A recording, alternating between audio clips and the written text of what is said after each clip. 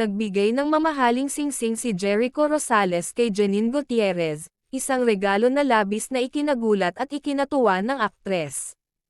Ayon kay Janine, hindi niya inaasahan ang nasabing sorpresa mula kay Jericho. Ang singsing ay may disenyong elegante at kumikinang na agad na nakakuha ng atensyon ng aktres.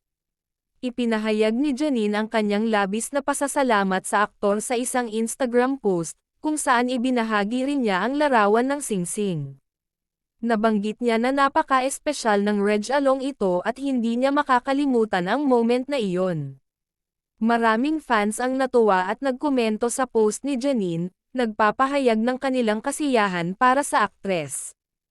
Ang pag-iibigan nina Jericho at Janine ay tila mas tumibe pa dahil sa espesyal na Reg Along ito. Marami ang nagsabing ito ay patunay ng respeto at pagkakaintindihan nila bilang magkaibigan at kapwa-artista. Hindi naman pinalampas ni Jericho ang pagkakataong magbigay ng simpleng mensahe para kay Janine, na nagsasabing nararapat lamang nabigyan ng magandang regalo ang isang taong mahalaga. Ang singsing ay simbolo raw ng pagkilala niya sa dedikasyon at talento ni Janine sa industriya. Dagdag pa ni Jericho, masaya siya na nakilala si Janine at naging bahagi ng kanyang buhay. Marami ang nag-aabang sa kung anong susunod na proyekto ng dalawa.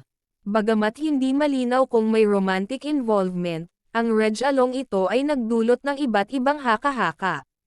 Gayunpaman, nananatiling professional at maayos ang relasyon ng dalawa.